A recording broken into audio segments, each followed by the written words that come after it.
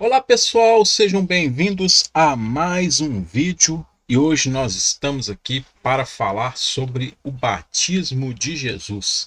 Será mesmo que Jesus ele não cometeu pecado? Porque o que acontece, pessoal? As pessoas elas são batizadas para que elas venham ter a remissão dos seus pecados. Então a pessoa que ela vai se batizar porque ela confessa ali, né, supostamente Jesus publicamente e ao mesmo tempo ela está confessando os seus pecados, mostrando que está abandonando a sua vida de pecado para viver uma nova vida com Cristo. Mas uma vez que Jesus tenha se batizado, será que ele não cometeu nenhum pecado? Bom, se você quer saber a respeito desse tema de hoje, eu convido você a ficar comigo aqui até o final. Mas antes, deixa aí aquele like no vídeo para fortalecer o nosso trabalho. Compartilha essa mensagem para o maior número de pessoas que você conseguir. Compartilha esse vídeo nas suas redes sociais e se inscreva no nosso canal, pessoal, porque você se inscrevendo, você vai ficar por dentro das novidades que são postas aqui, tá certo?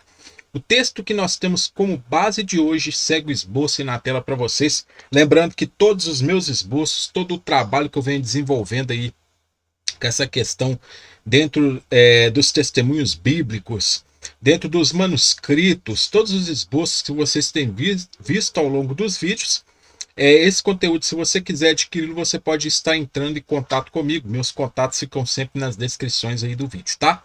Então, o texto base de hoje é Mateus 3,13, que vai dizer: Por este tempo dirigiu-se Jesus da Galiléia para o Jordão, a fim de que João o batizasse. Então, o que acontece? O próprio texto bíblico afirma que Jesus ele foi ali da Galiléia para o Rio Jordão para ser batizado por João. Então, o que acontece? Muitas pessoas falam que Jesus ele não cometeu pecado justamente para poder apoiar a divindade dele. Sobre esse vídeo, se Jesus é Deus ou não, eu tenho uma live de mais de 1 hora que está gravada aqui no YouTube, que fala a respeito dessa questão da Trindade. Será que a Trindade realmente existe? Será que os textos que as pessoas falam que realmente provam a Trindade, eles provam de verdade? Pois bem, tem esse vídeo eu fazendo essa análise de todos esses textos, principais textos e muitos outros aí você pode estar assistindo, tá? Depois do nome João, existe um acréscimo de Jerônimo em um tratado de um livro sobre interpretação de nomes hebraicos que diz o seguinte: Eis que a mãe e os irmãos do Senhor disse-lhes: João Batista batizava para remissão dos pecados. Vamos nos ser batizados por ele? Ele lhe disse: Que pecado cometi para ir até ele me batizar? A não ser, talvez, o fato de que eu disse a ignorância é uma. Então, quer dizer, nesse relato de Jerônimo, Jesus está confessando que ele realmente ele cometeu um pecado.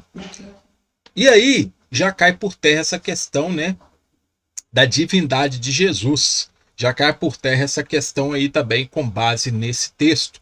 Mateus 3,16 vai dizer, batizado Jesus, ou seja, ele foi batizado verdadeiramente, tá? Para aqueles que alegam que falam assim, ele foi, mas não se batizou, o texto não afirma, tá aí a resposta. Saiu logo da água e eis que se lhe abriram os céus e viu o Espírito de Deus descendo como pomba, vindo sobre ele. As testemunhas, nós temos aqui o Códice Sinaítico, o Códice Vaticano, nós temos alguns manuscritos aqui lecionários, temos Vulgata, alguns manuscritos da Vulgata, manuscritos dos latinos, Siríaco, Copta, Geórgio, os pais das igrejas Irineu, Cirilo, de Jerusalém, Dídimo, Hilário, Pseudo Virgílio, omitem o vocábulo autu, que é para ele. Então, ou seja, eles omitem este vocábulo. Tem uma testemunha que omite a expressão caiercômeno epeltum e vindo sobre ele, ou seja, essa testemunha já traz que não veio espírito nenhum sobre Jesus. E tem algumas testemunhas, como por exemplo versões coptas, que omitem toda uma expressão aqui, que é essa expressão aqui, ó, Rosei peristeram kai ercomeno ep autu, qual pomba e vindo sobre ele. Então o que acontece? Se realmente não houve uma descida, se realmente o Espírito não veio sobre ele, então quer dizer que não há uma comprovação, né, como muitos gostam de utilizar esse texto para tentar provar a Trindade. Por este texto cai por terra também essa questão da Trindade. Qual o motivo dessa omissão? Provavelmente alguma testemunha antiga foi consultada para se chegar a este texto. Mas qual? Qual testemunha? Nós não sabemos. Isso não tem como definir.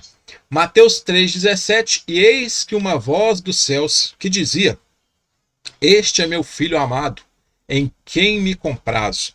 Nós temos aqui alguns pais das igrejas, como por exemplo Orígenes, Eusébio, Irineu e Hilário. Eles relatam a expressão: Este é meu filho. Ou seja, essa expressão que está ali no texto ali, ó, este é meu filho amado, eles atestam essa expressão. O Códice Bizantino, o Vercellense e a versão siríaca e o pai da igreja, Agostinho, eles vão trazer tu és meu filho, mudando de um pronome demonstrativo este, ou seja, este é meu filho, para se referindo aos presentes no momentos ali, escutando ali este é meu filho, para tu és, se referindo que somente Jesus escutou. Então essas versões e esse pai da igreja, Agostinho, trazem que somente Jesus escutou essa questão da voz. Nazienzo e Jerônimo, eles relataram: Mas aconteceu que quando o Senhor saiu da água, desceu o Espírito Santo repousando sobre ele e disse: Meu filho, os profetas estavam esperando que você viesse para que eles agora descansem, pois tu és o meu descanso, tu és o meu filho primogênito, que reina para todo o sempre. Então essa é a expressão que Nazienzo e Jerônimo relataram.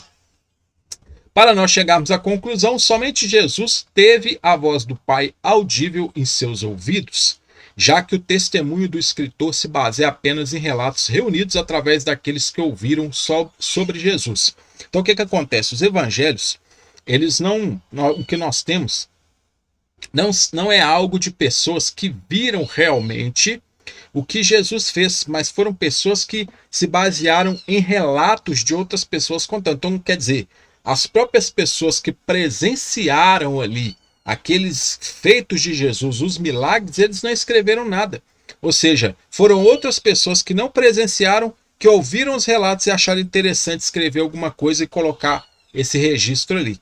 Então, se você for pegar por essa questão de um testemunho de outras pessoas terem contado, aí fica a seguinte pergunta: o que é verdade e o que não é verdade? Porque algumas testemunhas relataram que houve realmente uma descida do Espírito. Algumas relataram. Já outras dizem que não. Então, ou seja, como que fica? Quem que está certo e quem que está errado? Será que desceu o Espírito Santo verdadeiramente sobre Jesus? Ou será que ele não desceu? Qual o testemunho que está certo?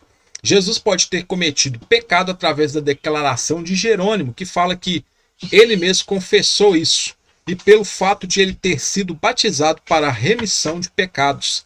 E ao que é mostrado, tanto Deus como os profetas esperavam Jesus para poderem descansar. Então, seja, isso tudo dentro dessas declarações, dentro do próprio contexto da pessoa, que isso aqui não sou eu que estou dizendo, é a opinião de outras pessoas da época, como estou dizendo, uma vez que seja um relato que é contado através de outras pessoas, não é as pessoas que vivenciaram os milagres que escreveram. Então por aí você já tem as dúvidas do que é verdade e do que não é, tá?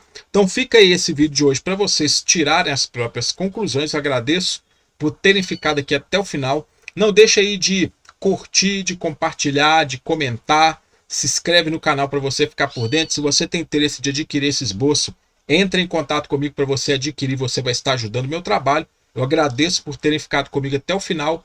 Um grande abraço e sucesso, pessoal!